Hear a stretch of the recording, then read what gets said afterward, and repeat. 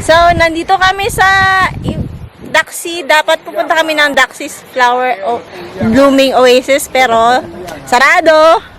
Ngayon, nandito kami sa Tomima Garden Farm. And magtitingin tayo ng alpaca. Alpaca.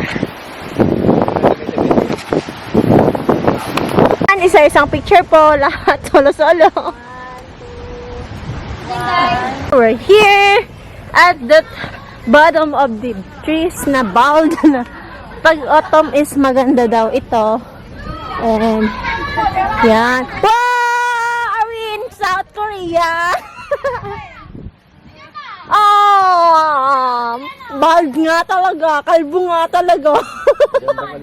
Ang ganda. 5, 4, 3. Na, mapasaot ka ba?